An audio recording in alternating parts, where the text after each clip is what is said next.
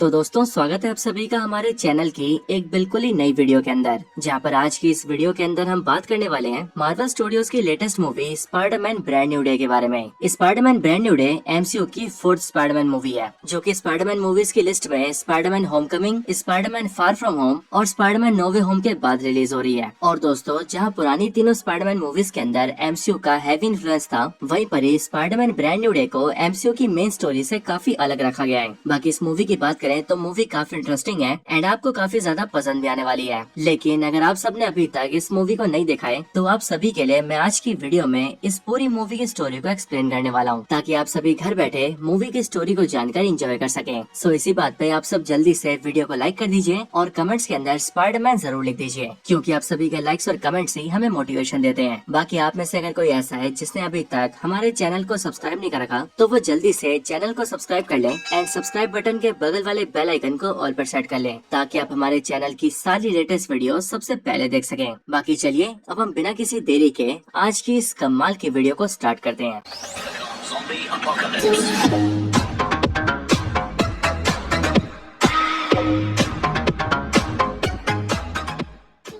तो दोस्तों एमसीयू के स्पाइडरमैन 3 यानी कि स्पाइडरमैन नो वे होम के अंदर हमने ये देखा था कि डॉक्टर स्ट्रेंज के स्पेल कास्ट करने की वजह से पूरी दुनिया भूल जाती है कि पीटर पार्कर ही स्पाइडरमैन है, और इसीलिए स्पेल के कास्ट होने के बाद दुनिया को ये तो याद रहता है कि स्पाइडरमैन नाम का दुनिया में एक सुपर हीरो है, लेकिन पीटर पार्कर के बारे में हर कोई भूल जाता है। या फिर आप यूँ कह लीजिए कि दुनिया के लिए पीटर पार्कर नाम का कोई आदमी एग्जिस्ट ही नहीं करता है। और अब क्योंकि कोई भी पीटर पार्कर को नहीं जानता, इसीलिए अपना पीटर पार्कर खुद को दुनिया से अलग कर लेता है और एक छोटे से किराए के फ्लैट में रहने लगता है एंड वहीं पर ही रहकर वो पार्ट टाइम काम करना स्टार्ट करता है, जिससे कमाए हुए पैसों से वो अपना गुजारा करता है। लेकिन इन सब के साथ ही वो अपने लिए स्पाइडरमैन का एक नया सूट डिजाइन करता है, जो कि स्पाइडरमैन का ओरिजिनल रेड और ब्लू कलर का सूट होता है एंड अपने इसी नए स्पाइडरमैन सूट को पहनकर अपना पीटर पार्कर अपने पूरे शहर की हेल्प करता है। सो अब Spiderman brand new day movie की स्टोरी बिल्कुल यहीं से स्टार्ट होती है, जहाँ पर स्टार्टिंग में हम ये देखते हैं कि अपना पीटर पार्कर यानी कि स्पाइडरमैन शहर में क्रिमिनल से फाइट करने के लिए बहुत ज्यादा फेमस हो चुका है। इसके अलावा पीटर ने अपने सूट के लिए कई सारे एडवांस गैजेट्स भी डेवलप कर लिए हैं, और तो और उसने अपने लिए एक एडवांस एआई भी डेवलप किया है, जिस एआई का नाम उसने रखा है ईवी।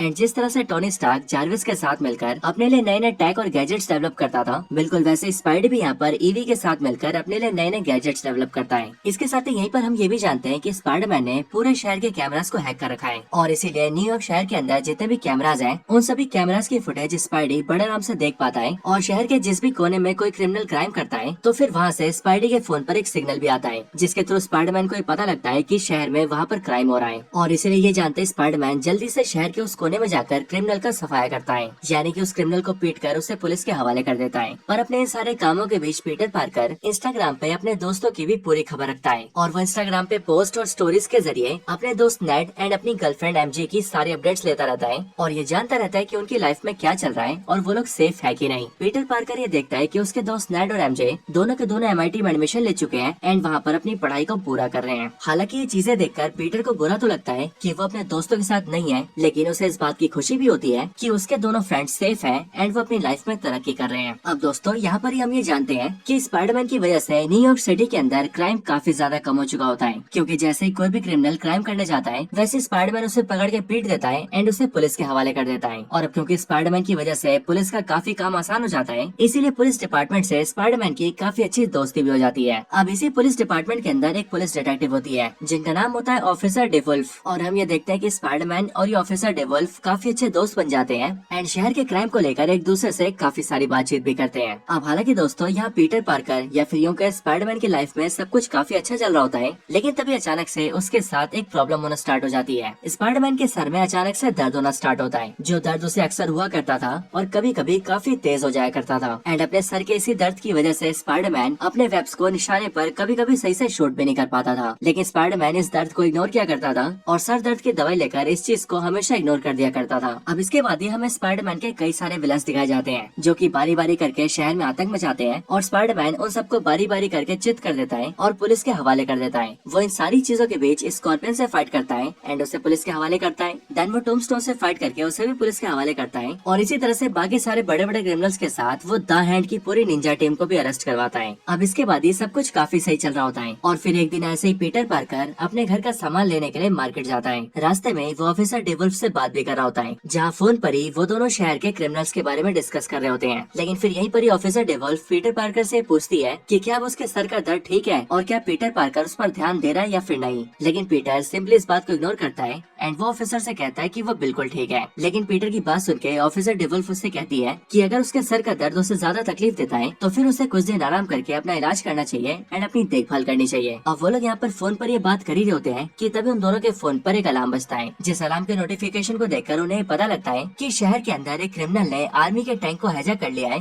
और वो क्रिमिनल उस आर्मी वाले टैंक में बैठकर पूरे शहर में तबाही मचा रहा है। अब इस बात को जानते ही पीटर पार्कर जल्दी से अपने स्पाइडरमैन का सूट पहनता है और वो सीधा उसी लोकेशन पर पहुंचता है जहाँ पर वो टैंक शहर में तबाही मचा रहा होता है। अब यहाँ पर आने के बाद ही पीटर पार्कर यानी कि स्पाइडरमैन टैंक के सामने आने वाले सारे लोगों को बचा लेता है ताकि टैंक से लगकर किसी भी आदमी की मौत ना हो। इसके साथ ही वो टैंक को भी रोकने की काफी कोशिश करता है, लेकिन वो टैंक को नहीं रोक पाता और टैंक को चलाने वाला सीधा टैंक को लेकर DODC यानी कि डिपार्टमेंट ऑफ डैमेज कंट्रोल की बिल्डिंग में घुस जाता है और टैंक घुसा के DODC की बिल्डिंग को तोड़ देता है और पूरे के पूरे टैंक को DODC की बिल्डिंग के बीच में ले आता है। अब दोस्तों, जो भी लोग DODC यानी कि डिपार्टमेंट ऑफ डैमेज कंट्रोल के बारे में नहीं जानते, उन सबको मैं बता दूं कि ये डिपार्टमेंट बेसिकली एक सरकारी डिपार्टमेंट है जो कि दुनिया में पाए जाने वाले एलियन टेक को अपने पास रखता है एंड उस पर रिसर्च करके उसके बारे में सारी जानकारी इकट्ठा करता है। इस डिपार्टमेंट को बेसिकली टोनी स्टार्क की हेल्प से खोला गया था एंड इस डैमेज कंट्रोल डिपार्टमेंट को सबसे पहले देखा गया था स्पाइडरमैन होमकमिंग के अंदर, जहाँ पर यह डिपार्टमेंट साल 2012 में होने वाले द एवेंजर्स के इवेंट के बाद दुनिया में पाए जाने वाले चितौरी टैग के सामान को इकट्ठा करके अपने पास अपने कंट्रोल में रख रहे थे। अब दोस्तों, मूवी में जैसे ही क्रिमिनल टैंक को DODC की बिल्डिंग के अंदर घुसा देता है, वैसे उसके बाद स्पाइडरमैन सीधा उस टैंक के पास जाता है और टैंक का ढक्कन खोल के क्रिमिनल को बाहर निकालता है। लेकिन वो जैसे ही टैंक का ढक्कन ओपन करता है, वैसे ही वो ये देखता है कि उस टैंक के अंदर एक बूढ़ी सी लेडी है। यहाँ पर ये बूढ़ी लेडी थोड़ा सा अजीब रिएक्ट कर रही होती है, जैसे मानो वो किसी के वश में हो। लेकिन इसके अगले पल हम ये देखते हैं कि जिसने उस बूढ़ी लेडी को वश में किया होता है, वो उस बूढ़ी लेडी के अंदर से निकलकर पास के एक पुलिस ऑफिसर के अंदर घुस जाता है। जिसके बाद ही वो बूढ़ी लेडी रोने लगती है एंड वो कहने लगती है कि वो यहाँ पर कैसा है वो इस बारे में नहीं जानती। स्पाइडरमैन को ये सारी चीजें काफी अजीब लगती है और वो ये समझ जाता है कि इस बूढ़ी लेडी से ये टैंक किसी और ने चलवाया है और हो ना हो वो जो भी है वो दूर से इंसानों को कंट्रोल कर सकता है एंड किसी के भी दिमाग में घुस के उससे अपने लिए काम करवा सकता है। इधर स्पाइडरमैन ये देखता है कि वो चीज धीरे धीरे करके दूसरे इंसानों में घुसने लगती है, जो चीज देखकर स्पाइडे उस चीज का पीछा करने लगता है। इधर ही हमें पता लगता है कि इसी बिल्डिंग के अंदर स्कॉर्पियन को रखा गया है एंड आज के दिन इसी टाइम पर कुछ ऑफिसर्स स्कॉर्पियन को एक हेलीकॉप्टर के जरिए यहाँ से काफी दूर एक सेफ जेल के अंदर ले जा रहे होते हैं। लेकिन यहाँ पर ये जो ऑफिसर स्कॉर्पियन को हेलीकॉप्टर के जरिए यहाँ से दूर ले जा रहा था, उसे भी वो मिस्टीरियस पर्सन अपने कंट्रोल में कर लेता है एंड वो हेलीकॉप्टर के पायलट से ये बोलता है कि उसे स्कॉर्पियन को जेल के अंदर नहीं ले जाना, बल्कि वो उसे कहीं और ले जाने को कहता है। जिसके बाद ही हेलीकॉप्टर का पायलट बिल्कुल वैसा ही करता है और ऑर्डर्स के हिसाब से वो स्कॉर्पियन को जेल न ले जाकर किसी और जगह ले जाता है। अब इन सबके बीच स्पाइडरमैन भी वहाँ पर पहुँचता है, जहाँ पर ही वो मिस्टीरियस कैरेक्टर उसी पोजेस्ड किए हुए ऑफिसर के जरिए स्पाइडी से बात करता है एंड फिर वो सीधा स्पाइडरमैन के अंदर घुसने की कोशिश करता है। वो मिस्टीरियस कैरेक्टर जैसे स्पाइडी के दिमाग में घुसता है, वैसे वो स्पाइडी के दिमाग में एक काफी साल पुरानी मेमोरी देखता है, जिस मेमोरी के अंदर स्पाइडी अपने सूट में अपने घर में बैठा होता है, जहाँ पर ही उससे मिलने आंट में आती है। लेकिन इतने में हम ये देखते हैं कि स्पाइडी उस चीज को अपने दिमाग से बाहर निकाल देता है, क्योंकि एज ऑफ कोर्स स्पाइडरमैन कोई आम इंसान नहीं है एंड वो एक काफी पावरफुल सुपर हीरो है, जिस वजह से उसका माइंड बाकी इंसानों के मुकाबले काफी स्ट्रॉन्ग है एंड इसीलिए वो मिस्टीरियस कैरेक्टर स्पाइडी के दिमाग को कंट्रोल नहीं कर पाता है। लेकिन फिर इसके बाद ही वो मिस्टीरियस कैरेक्टर स्पाइडी से कहता है कि उसने यहाँ ऊपर आने के चक्कर में नीचे टैंक में एक चीज मिस कर दी है। जो चीज बोलते ही हम ये देखते हैं कि टैंक के अंदर एक बॉम्ब फिट होता है, जो कि काउंटडाउन खत्म होने के साथ ही ब्लास्ट हो जाता है, जिस ब्लास्ट की वजह से DODC की बिल्डिंग में बहुत बड़ा ब्लास्ट होता है एंड काफी सारी चीजें झुलस जाती है। अब इस घटना के बाद ही ऑफिसर डेवल्फ स्पाइडी से मिलती है, जहाँ पर वो दोनों ये बात करते हैं कि स्कॉर्पियन उनकी चपेट से भाग चुका है और अब इसीलिए वो लोग ये प्लान करते हैं कि उन दोनों को जल्दी से जल्दी स्कॉर्पियन को ढूंढना ही होगा, क्योंकि स्कॉर्पियन जैसे खतरनाक क्रिमिनल को बाहर घूमने देना बिल्कुल भी ठीक नहीं है। अब आज के दिन स्पाइडी ने जो भी चीज देखी वो काफी अजीब थी और इसीलिए इन सारी चीजों के बारे में जानने के लिए स्पाइडी सीधा जाकर येलेना बेलोवा से मिलता है। अब स्पाइडरमैन येलेना से मिलने इसीलिए आता है क्योंकि स्पाइडरमैन ने देखा था कि कोई आदमी दूसरे इंसानों के माइंड को कंट्रोल कर रहा है एंड उनसे अपने हिसाब से काम करवा रहा है। और अब क्योंकि ब्लैक विडोज के रेड रूम के अंदर भी बिल्कुल ऐसा ही किया जाता था एंड ब्लैक विडोज के माइंड को कंट्रोल करके उनसे अपने हिसाब से काम करवाया जाता था, इसलिए स्पाइडरमैन को ये चीज बिल्कुल वैसी लगती है और इसीलिए वो सीधा जाकर येलेना बेलोवा से मिलता है एंड उससे इस बारे में पूछता है। लेकिन यहाँ पर येलेना बेलोवा पीटर पार्कर को बताती है कि असल में ये चीज रेड रूम में किए जाने वाले काम से बिल्कुल अलग है एंड जो भी आदमी दूसरे इंसानों के माइंड को कंट्रोल कर रहा है वो काफी अलग है एंड काफी पावरफुल भी है। इसके आगे येलेना बेलोवा स्पाइडरमैन को बताती है कि एक्चुअली में पिछले 1 महीने से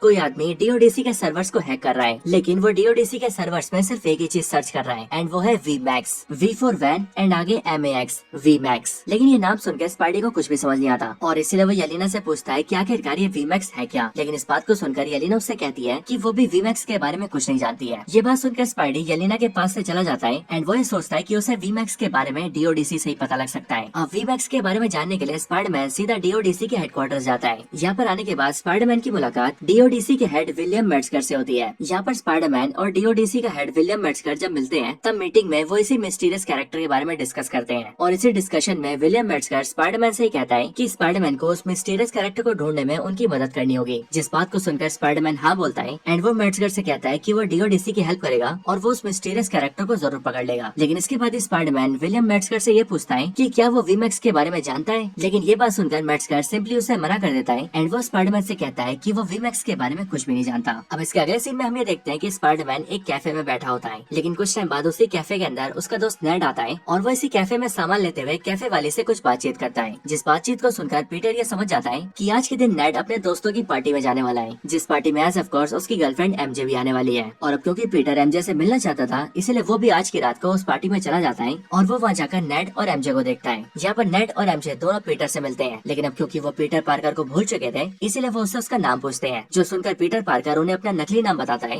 एंड वो उन दोनों से एक नए बंदे के तौर पे मिलता है। अब अगले पल पीटर ये सोचता है कि उसे एमजे के पास जाकर उससे बातचीत करनी चाहिए, क्योंकि शायद से ऐसा करने से एमजे उसे याद कर लेगी। लेकिन पीटर एमजे के पास जाता कि उससे पहले वो ये देखता है कि एमजे के पास उसका बॉयफ्रेंड आता है एंड वो उससे मिलकर उससे किस करता है। ये देखकर पीटर ये समझ जाता है कि एमजे अपनी लाइफ में आगे बढ़ चुकी है एंड अब उसका बॉयफ्रेंड भी है। और अब इसीलिए पीटर चुपचाप वहाँ से निकल जाता है एंड बहुत ही दुखी मन के साथ स्विंग करता हुआ सीधा अपने घर जाता है। लेकिन घर आते आते पीटर की तबीयत खराब होने लगती है। पीटर का वो पुराना सर दर्द जो कि उसे काफी टाइम से हो रहा था वो आज के दिन बहुत ज्यादा बढ़ जाता है। इतना ज्यादा कि सर दर्द की वजह से पीटर परेशान होने लगता है एंड अब उसकी तबीयत भी काफी ज्यादा खराब हो जाती है। और अब ऐसा होने की वजह से ही पीटर पार्कर बेहोश हो जाता है और बेहोश होकर अपने कमरे में गिर जाता है। अब अगली सुबह जैसे ही पीटर पार्कर की आंखें खुलती है वैसे वो ये देखता है कि वो पूरी तरह से एक मकड़ी के जाल में ढका हुआ है, मानो बिल्कुल वैसे जैसे एक स्पाइडर किसी ककून के अंदर हो। पीटर पार्कर धीरे धीरे करके अपने आप को उस ककून से बाहर निकालता है, लेकिन बाहर निकलते ही वो बिल्डिंग से नीचे गिर जाता है। लेकिन फिर अचानक से ही पीटर के हाथों से ऑर्गेनिक वेब निकलता है जिसकी मदद से वो बिल्डिंग से लटक जाता है। लेकिन ये चीज पीटर को बहुत अजीब लगती है कि आखिरकार वेब उसके हाथ से कैसे निकल रहा है। और इसीलिए इसी हड़बड़ाहट की वजह से पीटर नीचे गिर जाता है और जमीन पर गिरने की वजह से उसे थोड़ी सी चोट लगती है। लेकिन फिर इसके बाद ही पीटर पार्कर वापस से अपनी बिल्डिंग में घुसता है और ऊपर चढ़ के अपने रूम में आता है। इसके बाद ही पीटर अपने एआई ईवी से बात करता है एंड उसे पूछता है कि आखिरकार उसके साथ ये क्या हो रहा है। पीटर का सवाल सुनकर उसकी एआई उसे बताती है कि काफी टाइम से पीटर बहुत ज्यादा परेशान है एंड वो बहुत ज्यादा स्ट्रेस ले रहा है एंड वो डिप्रेशन में भी है एंड इन्हीं रीजंस की वजह से अब पीटर पार्कर का जो स्पाइडर डीएनए है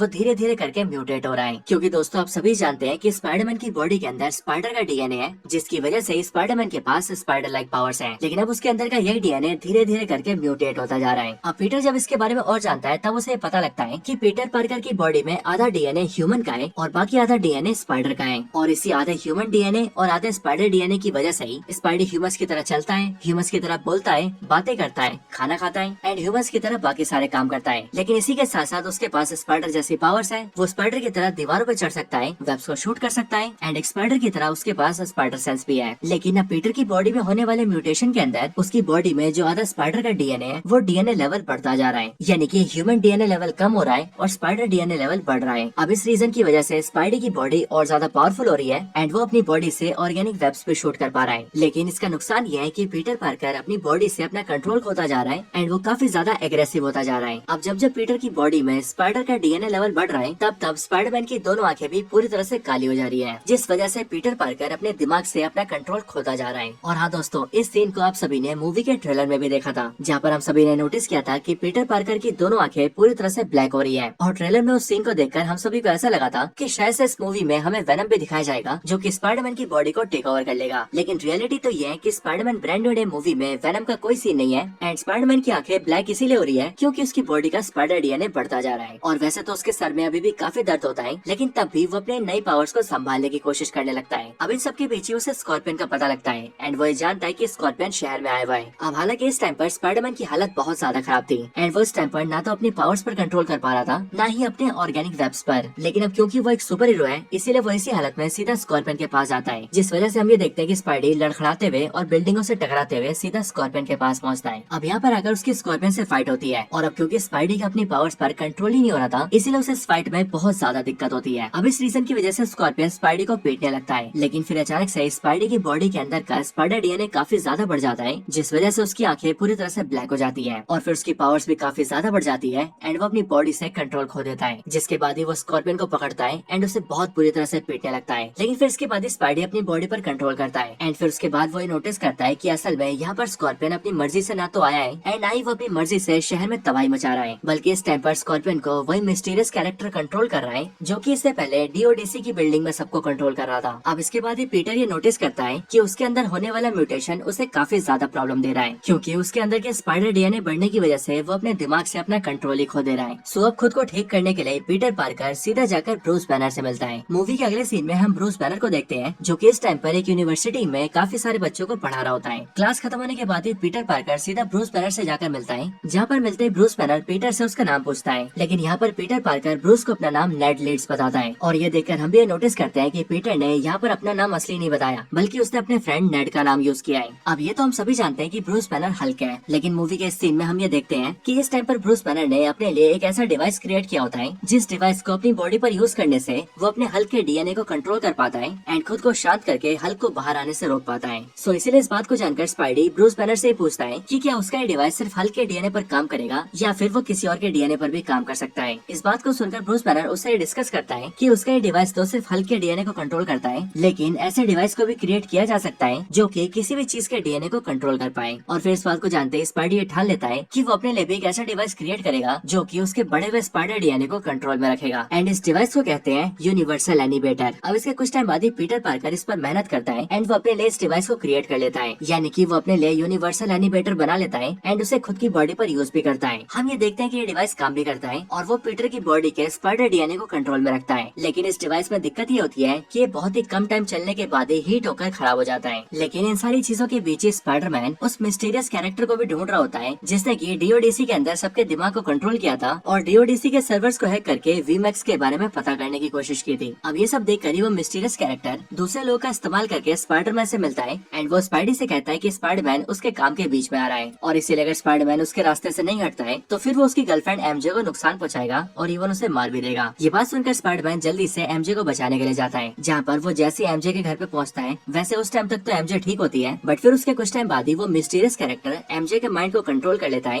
एंड एमजे को बिल्डिंग से नीचे कूदवा देता है। ये देखकर स्पाइडी एमजे को पकड़ता है और अपने वेब से एमजे को अपने पास खींचकर उसे बिल्डिंग से गिरने से बचा लेता है और उसे सेफ लैंडिंग करवाता है। लेकिन अब इन सब के बीच स्पाइडरमैन उस मिस्टीरियस कैरेक्टर का पता लगा लेता है कि आखिरकार वो मिस्टीरियस पर्सन है तो है कौन। और फिर दोस्तों हमें भी ये पता लगता है कि वो मिस्टीरियस पर्सन जो कि इतना कुछ कर रहा है और लोगों के माइंड को कंट्रोल कर रहा है वो कोई आदमी नहीं बल्कि एक लड़की है जिसका नाम है जीन ग्रे। जी हाँ दोस्तों, ये मोस्ट प्रोबेबली वही जीन ग्रे है जो कि मार्वल की one of the most powerful telepath mutant है और वो जीन ग्रे है जो कि तब से सभी लोगों के माइंड को कंट्रोल कर रही है और वो किसी भी तरीके से डीओडीसी के अंदर वीमैक्स के बारे में पता करने की कोशिश कर रही है। अब इसके आगे हमें जीन ग्रे की बैक स्टोरी दिखाई जाती है और हम ये जानते हैं कि आखिरकार जीन ग्रे ये सब कर क्यों रही है। अब जीन ग्रे की बैक स्टोरी के अंदर हम ये देखते हैं कि जीन ग्रे की एक बड़ी बहन होती है जिसका नाम होता है सैरा ग्रे एंड ये दोनों बहनें काफी सालों से अनाथ होती है, क्योंकि जब इन दोनों के पेरेंट्स को बचपन में पता लगा था कि उनकी दोनों बेटियां स्पेशल पावर्स के साथ पैदा हुई हैं, तब उन्होंने अपनी ही दोनों बेटियों को छोड़ दिया था और फिर तब से लेकर अब तक ये दोनों बहनें अनाथ हैं एंड एक साथ ही रहती हैं। अब हम ये देखते हैं कि ये दोनों बहनें पार्क में बैठी होती हैं एंड अपनी माइंड कंट्रोलिंग एबिलिटी को चेक कर रही होती हैं और ऐसा करने के लिए वो लोग पार्क के लोगों के माइंड को कंट्रोल करके देख रहे होते हैं। लेकिन यहीं पर ही हमें पता लगता है कि एक्चुअली में डीओडीसी ने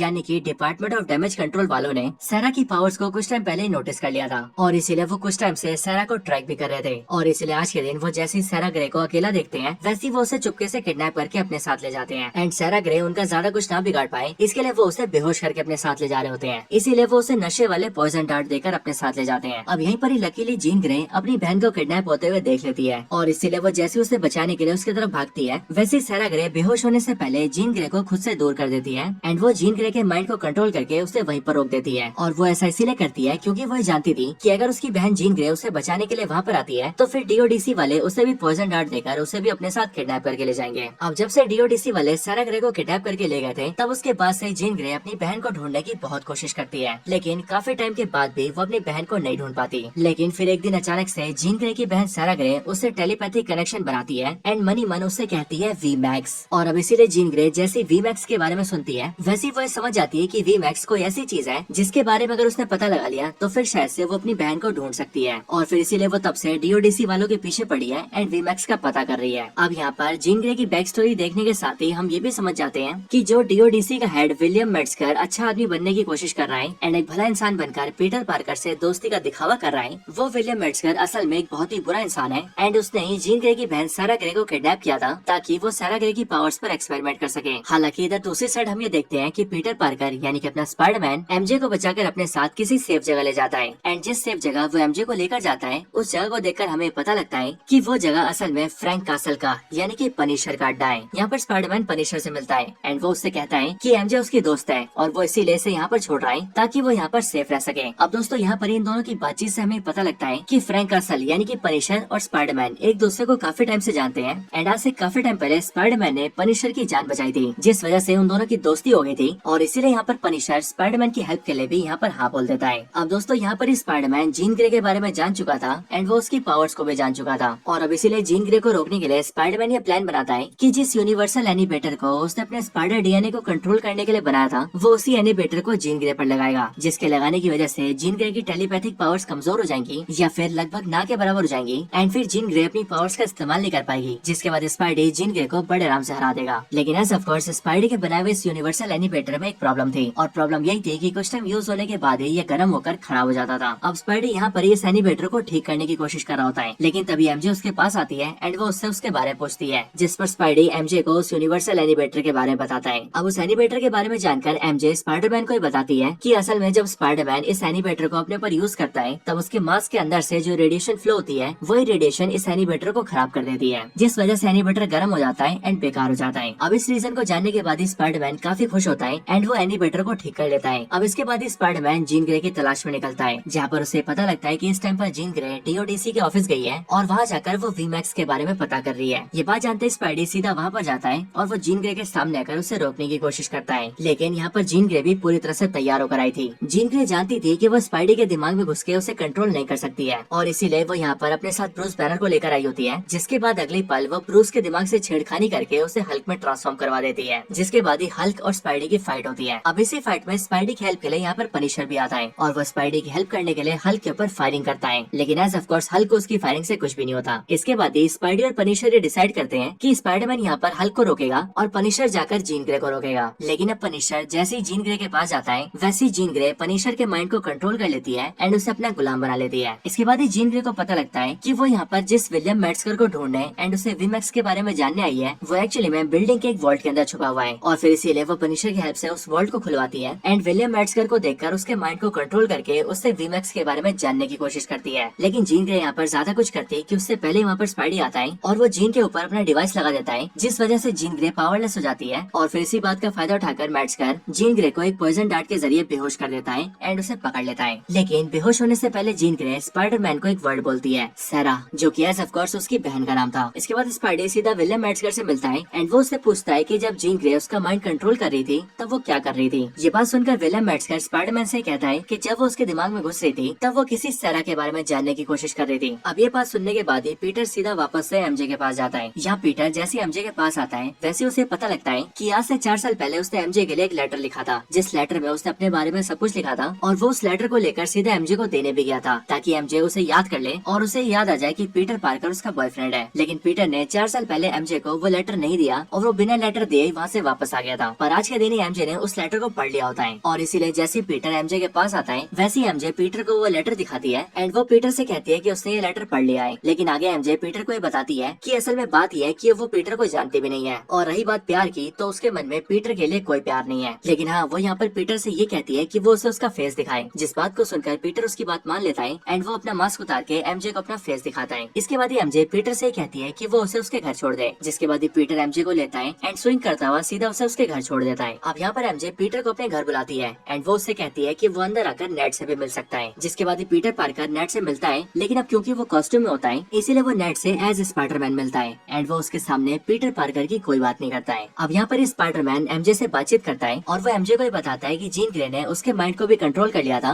एंड उसकी वजह से जीन ग्रे बिल्डिंग से नीचे गिर रही थी। इसके साथ ही पीटर एमजे को ये भी बताता है कि जब जीन ग्रे ने उसके माइंड को कंट्रोल किया हुआ था तब उस टाइम पर एमजे ने पीटर को किस भी किया था। लेकिन इस बात को सुनकर एमजे पीटर को ये बताती है कि उसे ऐसा कुछ भी याद नहीं है क्योंकि जिस टाइम पर उसका माइंड कंट्रोल किया गया था तब उस टाइम की उसके दिमाग में कोई भी यादें नहीं है एंड उसे कोई भी बात याद नहीं है। अब यहाँ पर एमजे की बात सुनकर पीटर का दिमाग खनकता है और उसे याद आता है कि जिस टाइम पर जीन ग्रे ने स्कॉर्पियन का माइंड कंट्रोल किया था उस टाइम पर माइंड कंट्रोल से बाहर बाहर आने के बाद स्कॉर्पियन को भी कुछ भी याद नहीं था, और ऐसा सेम एमजे के साथ भी है। माइंड कंट्रोल के टाइम पर एमजे को कुछ भी याद नहीं था। लेकिन जब पीटर ने विलियम मेट्सकर से पूछा था कि जब जीन ग्रे ने उसके माइंड को कंट्रोल किया तब उसे क्या याद था, तब विलियम मेट्सकर ने पीटर को ये बताया था कि जब जीन ग्रे ने उसके माइंड को कंट्रोल किया तब वो उसके दिमाग में सैरा के बारे में ढूंढ रही थी। सो अब यहीं पर ही पीटर पार्कर ये सोचता है कि आखिरकार जब जीन ग्रे किसी का माइंड कंट्रोल करती है तो माइंड कंट्रोल के टाइम पर जब उस आदमी को कुछ याद ही नहीं रहता, तो फिर आखिरकार विलियम मेट्सकर को ये बात कैसे याद थी कि जीन ग्रे उसके माइंड के अंदर क्या ढूंढ रही है। अब यहीं से ही पीटर पार्कर को समझ में आ जाता है कि विलियम मेट्सकर बहुत बड़ा झूठा और मक्कार आदमी है, क्योंकि उसने पीटर पार्कर से झूठ बोला था और इसीलिए हो ना हो वो कोई बात छुपा रहा है एंड वो जीन ग्रे के बारे में पहले से ही जानता है। एंड शायद से ये भी हो सकता है कि वो वीमैक्स के बारे में भी झूठ बोल रहा है कि वो वीमैक्स के बारे में नहीं जानता। होने को ऐसा हो सकता है कि वो वीमैक्स के बारे में सबको जानता है, शायद इसीलिए जीन ग्रे उसी के पीछे पड़ी है। और हो ना हो पीटर पार्कर जिस जीन ग्रे को गलत समझ रहा है वो शायद से मासूम है एंड उसकी कोई गलती नहीं है। अब इस बारे में जानते ही पीटर पार्कर यानी कि स्पाइडरमैन सीधा जीन ग्रे को बचाने के लिए निकलता है, क्योंकि वो ये जानता था कि इस टाइम पर जीन ग्रे डीओडीसी के कंट्रोल में ही है, विच मीन्स वो इस टाइम पर बिल्कुल भी सेफ नहीं है एंड वो खतरे में है। इधर दूसरी तरफ हम भी ये देखते हैं कि डीओडीसी की बिल्डिंग के अंदर विलियम मेट्सकर ने जीन ग्रे को कैद करवा रखा होता है एंड वो उसके ऊपर रिसर्च करवा रहा होता है एंड वो उसकी टेलीपैथिक पावर्स के बारे में जान रहा होता है। इस रिसर्च के अंदर वो लोग जीन ग्रे को काफी ज्यादा टॉर्चर करते हैं एंड उसे बहुत ज्यादा परेशान करते हैं। अब यहाँ पर इसी टॉर्चर के दौरान जीन ग्रे ऊपर देखती है जहाँ पर 2 वर्ड लिखे होते हैं, वेंट मैक्स, और इसी वेंट के वी को छोड़कर बाकी तीनों वर्ड्स के ऊपर टेप लगी होती है, जिस वजह से जो वर्ड दिख रहा होता है वो वर्ड होता है वी मैक्स। एंड इसलिए यहाँ पर वी मैक्स को पढ़ते ही जीन ग्रे समझ जाती है कि आज से काफी टाइम पहले उसकी बहन सेरा को भी यहाँ पर लाकर इसी तरह से टॉर्चर किया गया था, जो टॉर्चर झेल झेल के वो मर गई, और मरने से पहले उसने भी यही वी मैक्स देखा था, जिस वजह से अपनी मौत से पहले जब उसने मेरे से टेलीपैथिक कनेक्शन बनाया तब उसने मेरे से यही वर्ड बोला था,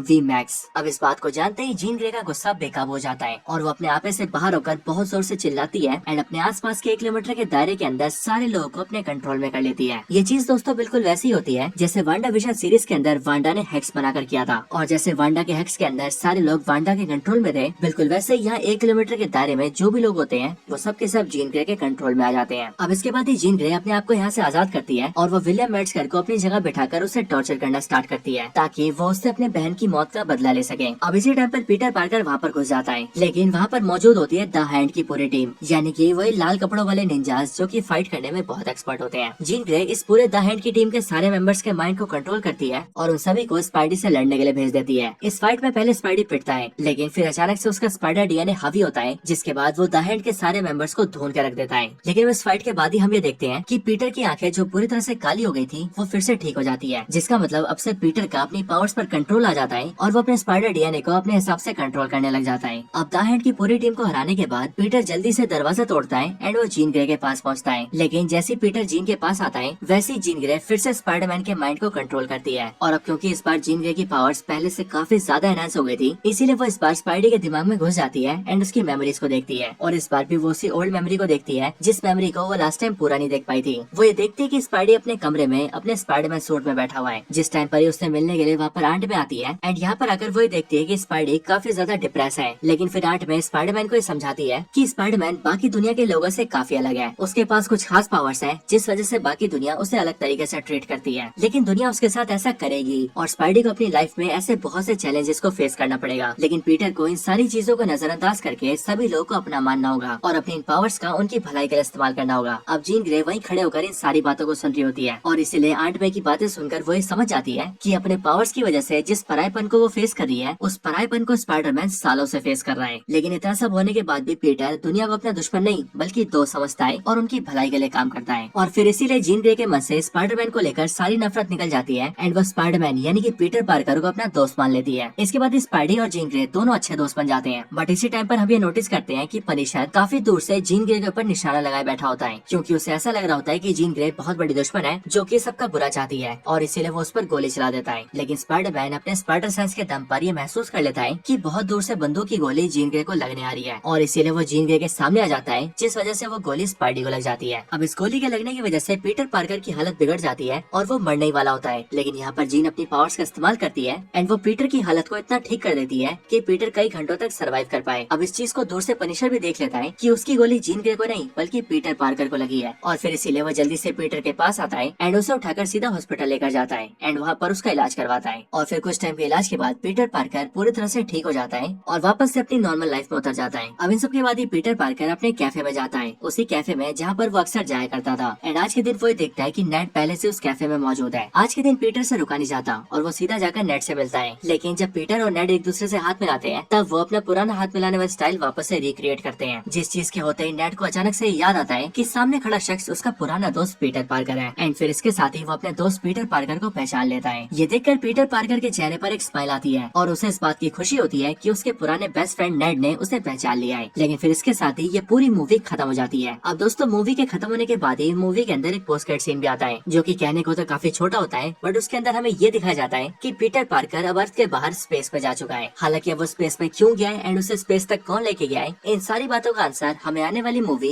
एवेंजर्स डूम्सडे के अंदर ही पता लगेगा। और रही बात इस मूवी की, तो इसकी पूरी स्टोरी यहीं पर खत्म होती है। तो दोस्तों यही थी video Spiderman brand new day movie की कंप्लीट स्टोरी के ऊपर। आपको इस मूवी की स्टोरी एंड हमारी ये वीडियो कैसी लगी ये आप मुझे कमेंट्स में जरूर बताना। एंड अगर आप सभी का कोई और रिकमेंडेशन हो तो वो भी कमेंट्स के अंदर बता सकते हैं। बाकी वीडियो पसंद आई हो तो वीडियो को लाइक करना, कमेंट्स के अंदर स्पाइडरमैन जरूर लिखना या फिर अपना ओपिनियन भी जरूर शेयर करना। एंड आप में से जिन्होंने चैनल सब्सक्राइब नहीं करा वो जल्दी से चैनल को सब्सक्राइब कर लेना और सब्सक्राइब बटन के बगल वाले बेल आइकन को ऑल पर सेट कर लेना, ताकि आप हमारे चैनल की सारी लेटेस्ट वीडियो सबसे पहले देख सकें। बाकी आज की वीडियो में इतना ही। मैं मिलता हूँ आपसे ऐसी किसी और बेहतरीन वीडियो में, तब तक के लिए गुड बाय।